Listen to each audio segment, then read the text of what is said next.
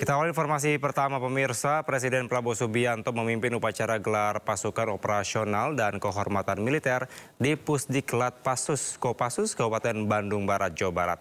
Dalam kesempatan ini Presiden Prabowo juga melantik Wakil Panglima TNI dan 3 Panglima pasukan elit TNI.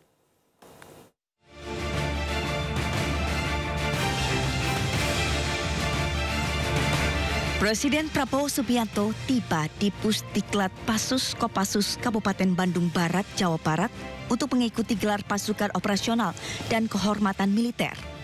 Presiden Prabowo Subianto tiba sekitar pukul 8.55 waktu Indonesia Barat. Presiden Prabowo melantik Wakil Panglima TNI dan 3 Panglima pasukan elit TNI. Pelantikan ini menjadi momen bersejarah karena jabatan Wakil Panglima TNI kosong selama hampir 25 tahun. Selain itu, Wakil Presiden Gibran Rakebuming Raka juga hadir di Pusdiklat Kopassus Batu Jajar untuk ikut menghadiri gelar pasukan operasional dan kehormatan militer. Pelantikan Wakil Panglima TNI kepada Jenderal TNI Tandio Budi. Presiden Prabowo Subianto resmi melantik Wakil Panglima TNI Jenderal Tandio Budi Revita. Pelantikan Wakil Panglima TNI Jenderal Tandio Budi Revita digelar dalam rangkaian upacara gelar pasukan operasional dan kehormatan militer di Kabupaten Bandung Barat, Jawa Barat. Sebelum dilantik, Wakil Panglima TNI Tandio Budi Revita menjabat Wakil Kepala Staf TNI Angkatan Darat dengan pangkat Letjen. Pelantikan ini menjadi momen bersejarah karena jabatan Wakil Panglima TNI kosong selama hampir 25 tahun. Dengan diangkat menjadi Wakil Panglima TNI, pangkat Letjen Tandio Budi Revita naik 1 tingkat menjadi Jenderal Bintang 4. Tandio telah 30 tahun bertugas di militer. Jenderal TNI Tandio Budi Revita lahir di Surakarta 21 Februari 1969. Tandio merupakan lulusan Akademi Militer tahun 1991. Ia berasal dari keluarga militer dan pendidik. Ayahnya merupakan seorang guru, sementara kakaknya, Majen Purnawirawan Nugroho Budi Wiryanto, pernah menjabat sebagai Pangdam 3 Siliwangi.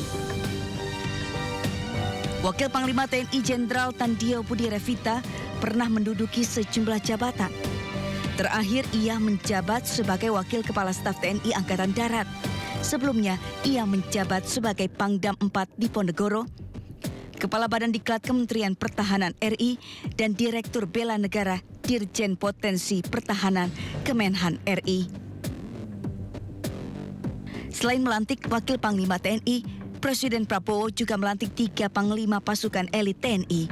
Ketiga Panglima Komando Tempur adalah Letjen John Afriandi sebagai Panglima Komando Pasukan Khusus TNI Angkatan Darat, kemudian Letjen Endi Supardi sebagai Panglima Korps Marinir TNI Angkatan Laut, dan Marsdia TNI Denny Muiz sebagai Panglima Korps Pasukan Gerak Cepat TNI Angkatan Udara. Sebelumnya pucuk pimpinan ketiga satuan elit TNI ini dijabat perwira tinggi bintang 2 dengan sebutan komandan. Kini dipimpin oleh perwira tinggi bintang 3 dengan sebutan panglima.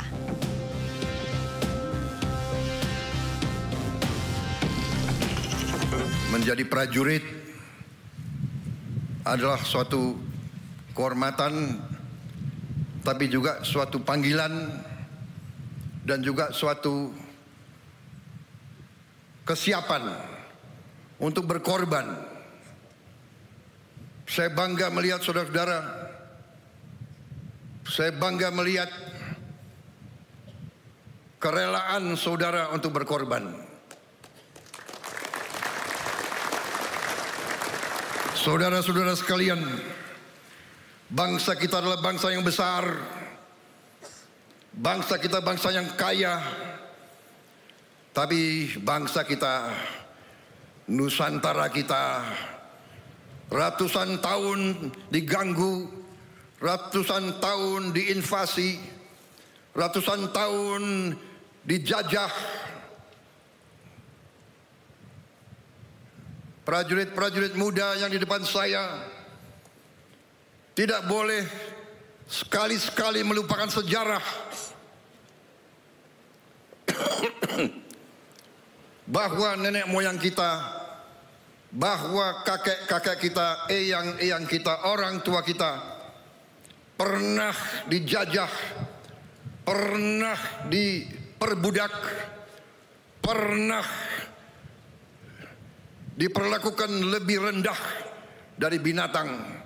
Jangan pernah lupa sejarahmu.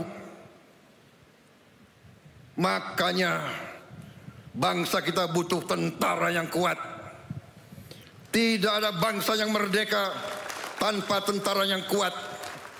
Saya katakan sekali lagi, tidak ada bangsa yang merdeka tanpa tentara yang kuat. Saudara-saudara sekalian, keadaan dunia penuh ketidakpastian. Walaupun kita tidak suka perang, perang terjadi di mana-mana. Di kontinen Eropa perang besar terjadi. Di Timur Tengah kita melihat bagaimana bangsa yang lemah diperlakukan. Orang tua, ibu-ibu, anak kecil dibantai. Dan tidak ada yang bisa menghentikan itu. Indonesia tidak mau memihak blok manapun. Tapi karena itu tidak ada pilihan lain. Indonesia harus punya pertahanan yang sangat kuat. Dan untuk itulah hari ini saya melantik 6 Panglima Kodam baru, 20 Komandan Brigada baru, dan 100 Batalion Teritorial Pembangunan baru. Dan selalu ingat, kita adalah tentara rakyat, kita lahir dari rakyat, kita adalah anak kandung rakyat, kita mengabdi untuk rakyat, kita membela rakyat, dan kita siap mati untuk rakyat kita, saudara-saudara sekalian. Presiden Prabowo Subianto juga meresmikan 6 komando daerah militer atau Kodam baru dalam upacara gelar pasukan operasional dan kehormatan militer di Pusdiklat Pasus Kopassus Batu Jajar, Bandung Barat. Ke-6 Kodam baru yang diresmikan adalah Kodam 19, Tuanku Tambusai, meliputi daerah Riau dan Kepri, dipimpin Majen TNI Agus Hadi Waluyo. Kodam 20, Tuanku Imam Bonjol, meliputi Padang dan Jambi, dipimpin Majen TNI Arif Gajah Mada. Kodam 21, Radin Inten, meliputi Lampung dan Bengkulu, dipimpin Majen TNI Kristo Mei Sianturi.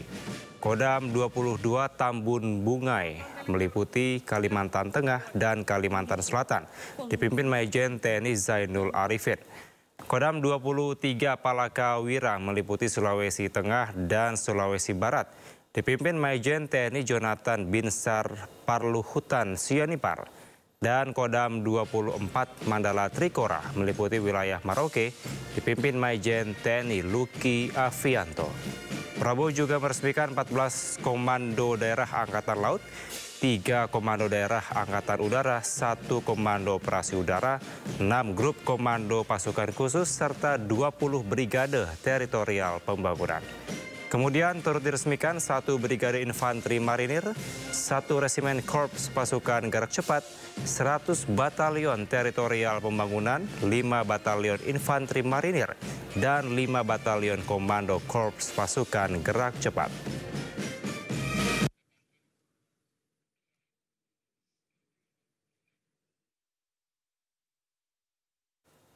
Upacara gelar pasukan operasional dan kehormatan militer di Batu Jajar, Kabupaten Bandung Barat juga menjadi ajang unjuk kekuatan terbesar TNI dalam beberapa tahun terakhir. Hadirin dan tamu undangan yang berbahagia, melintas dari depan podium kehormatan. Momen ini ditandai dengan unjuk kekuatan yang memperlihatkan sinergi 3 matra, yaitu darat, laut, dan udara dalam sebuah rangkaian atraksi militer spektakuler. Atraksi gabungan kemampuan tempur TNI di darat, laut, dan udara yang dipertunjukkan antara lain flypass pesawat tempur, serbuan regu komando, terjun operasi khusus, tembak perhadapan, serbuan gedung terjun satwa, hingga operasi darat gabungan. Melibatkan lebih dari 20.000 personil dari 3 matra dan ratusan alutsista canggih. Atraksi unjuk kekuatan ini menjadi salah satu pameran kekuatan militer terbesar TNI di era modern. Dalam gedung yang telah rusak, musuh tersebut terbakar api di sekujur tubuhnya, meski Naura ini telah berhasil ditangani dengan tuntas. Kita lihat dan dengarkan bersama suara dentuman tembakan telah berhasil dipadamkan. Sementara itu, warga Batu Jajar antusias menyaksikan upacara gelar pasukan operasional dan kehormatan militer yang dihadiri Presiden Prabowo Subianto dan Wapres Gibran Rakabuming Raka. Meski cuaca panas, warga tetap bersemangat untuk berkumpul di Pusdiklat Pasus Kopassus. Beberapa di antaranya bahkan membawa anak-anak. Untuk mengamankan jalannya acara, rekayasa arus lalu lintas diterapkan di Jalan Cimareme, Batu Jajar. Masyarakat juga diimbau untuk mencari jalur alternatif demi menghindari kemacetan.